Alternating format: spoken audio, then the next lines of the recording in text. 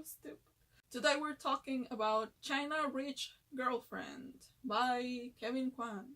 I enjoyed reading this book, but at the same time I didn't enjoy it as much because I was expecting this book to be Crazy Rich Asians, and it is still, but in a way it isn't, because the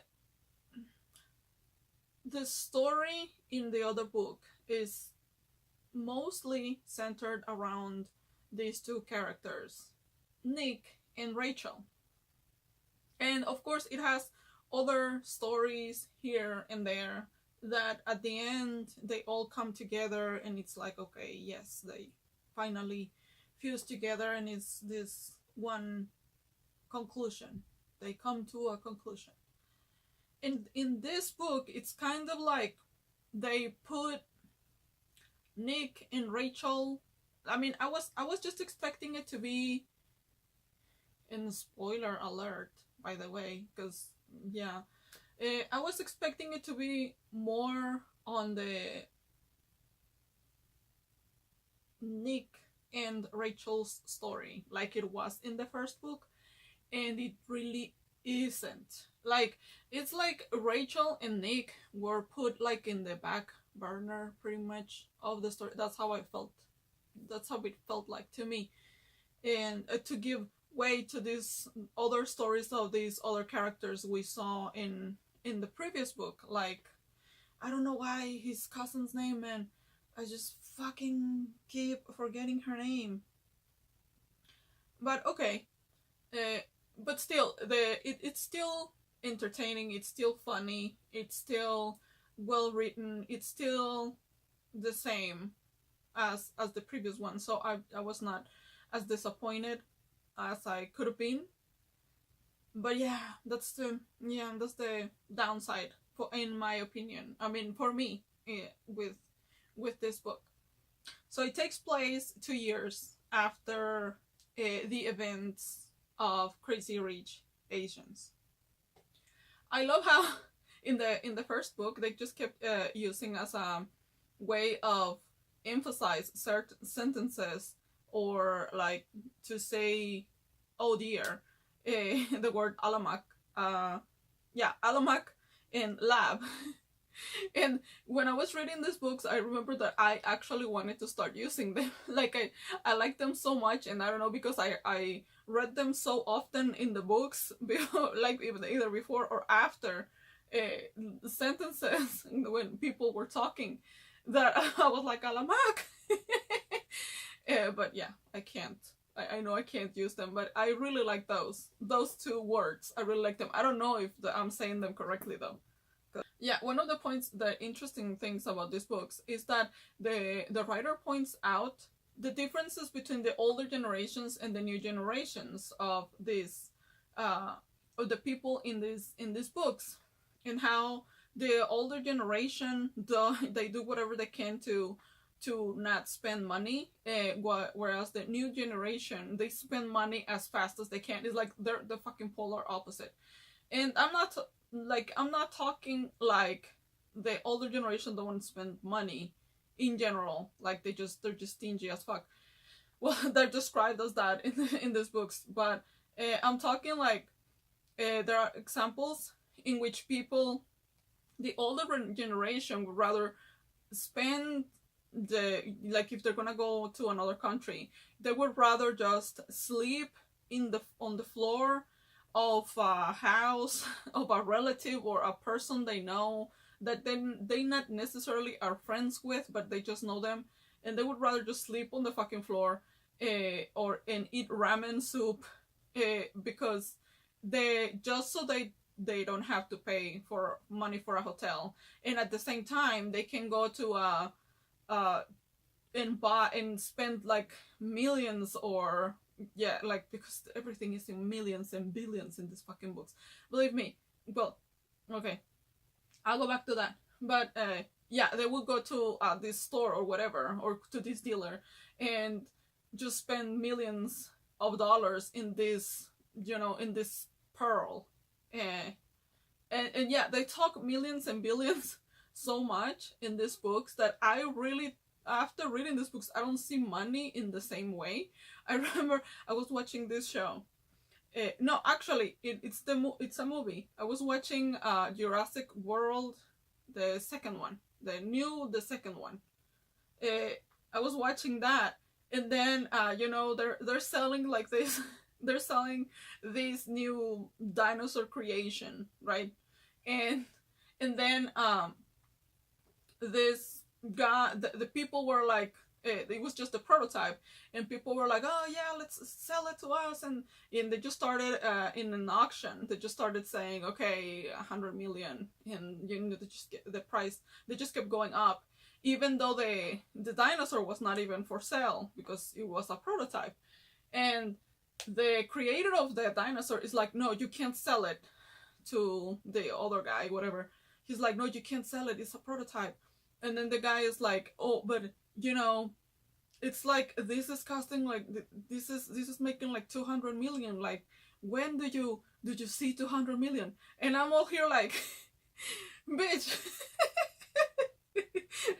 Bitch, imagine, I tried to put that scenario with the crazy rich Asian crowd, and I was like, oh my god, these fuckers would have bought like 20 of those fucking dinosaurs. They would have been like, bitch, 200 million, like, I don't give a shit, like, I spent that crap on a weekend. So I realized at that moment, when I thought 200 million is not that much fucking money, I realized that how much these books changed my view when it comes to money. Not because I am a millionaire or a billionaire or anything, but it's because I think it opened a window or a door, whatever, into how wealthy other people are. So like in movies, I no longer get like shocked when people start talking about, oh my god, and then I saw on another occasion that, oh yeah, this is like 60 million, when are you gonna make that type of money? Or, and it's supposed to, and people who say this in these movies or whatever is people who are wealthy, and people who are talking like, you're like, I'm never gonna see this type of money. And I'm like, wow, you are not crazy rich Asian. You are not, you don't have that type of money. You could not hang with these people in these books. So yeah, my view, like, I don't get shocked anymore. I don't get impressed anymore when especially on TV, when they're talking about money, because I'm like, bitch, no. Like, what's her name? Like the fucking cousin's name. Or just Felicity. I'm like, bitch, Felicity would have, or Kitty, like, no. Like, Eddie would have been like, bitch, no. So one of my favorite characters in this book is Nick's cousin, Eddie. I love to hate that fucker so much. I just love him because everything, like, this guy, everything that he wants to do, nothing goes according to plan, and it just fucking, it just derails in a such a funny way, and he's just angry he's a dick. He's angry all the time, and he treats people like shit, and he thinks like nobody is as good as him, or yeah. But I love that. I love to hate him. I love to see him fail in in such. It's just hilarious the way he fails when, like, everything he tries to do, it just goes to crap all the time. I love him. Another thing I didn't like about this book is that there are new characters introduced in the story, and in the other book, this is what I find with a lot of books that have different points of view within the story. It's like I get attached to specific characters more than others, to a point in which I really just don't want to read what this other character wants to say. I just want to skip that part of the story all the time. And that's why I have, it's hard for me to read books like that, because I know I'm gonna get attached to a specific character.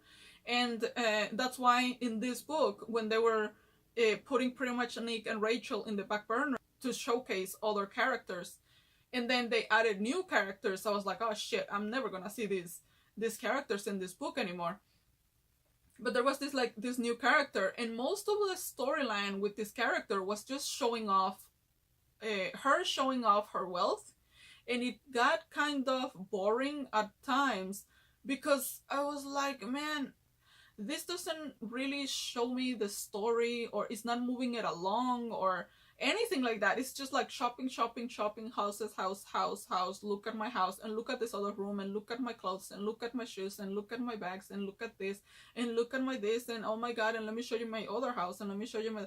And I was just like, I don't really... This is taking way too long. And every time there were sections in the book about her, or chapters about this character in the book, it was just pretty much the same. And I just was wondering, where the fuck is this going? Like, why do I need to... Like, I get it, most of these books is just about that, about people pretty much showing off what the fuck they have and all that stuff. But in this, I think because it was a new character, I just did not give a fuck about whatever she wanted to say. So I didn't like that. In this book, they showed more wealth, I guess, and maybe because it's the setting is in China. I don't know. Maybe that's because of course the book is China Rich Girlfriend, and they just maybe they just wanted to showcase the differences between the Singapore and the mainlanders, you know, Chinese, as they call them in these books. And I don't know if they call them that in real life. I have no fucking idea. But yeah, I just didn't... I was like, ugh. I felt like it was dragging at points, and I just didn't like that. And maybe it was because this character was new, and I just didn't care about her. Nick and Rachel were the main characters in Crazy Rich Asians. And in this book, I just thought, okay, these are the main characters, there you go. But in these characters, they just don't feel like the main characters anymore. Like, in this book, they pretty much don't do it, like, nothing happens to them. Like stuff would happen maybe in the beginning, but then, like it's like through, like, it's their shining moments, I guess, in the story would be in the beginning of the book and then at the end of the book. And that's it. But especially Rachel, like, Nick is even pushed further, I think. So I was like, I don't know. And after, when I finished reading Crazy Rich Asians, I was like, I liked it so much that I just picked this one up. And it took me longer to read this one because I was not as excited anymore as I was reading it. And after I finished reading it, I just decided to take a break from the books and just read something else, because I was like, yeah, I don't know, yeah. It was not it was not like the first one in a way, but it still is a good book. I'm keeping it, and I would recommend it because I think some people are going to be interested in Astrid's story, so that's why. And this book is mostly focused on her and, you know, other people, but I believe some people are gonna like the where this story is going with her.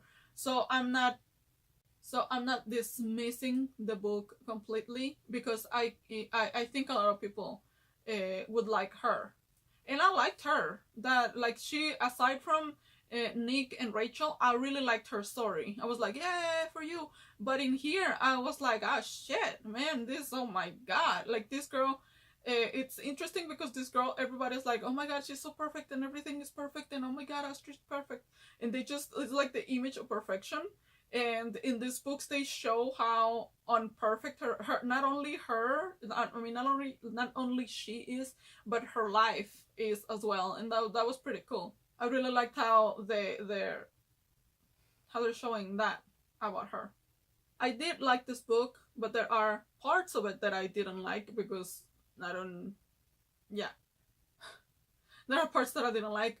I think I would recommend them because it is still the continuation of Crazy Rich Asians, and there are stories or characters in it that are a little more developed, or stories that are a little more developed. And I think people would find that, especially when it comes to Astrid, or this smaller character in the first book gets a bigger role in this one. And yeah, so I think people are gonna find it interesting. And it's pretty much the same concept. That is like all these stories and then they come together towards the end of the book to a single conclusion. And I like that about it. It's a pretty cool read. But still my favorite would be Crazy Rich Asians for sure. So if you have any other books that you would like me to read and review, let me know. That's it. Thank you for your time. Bye.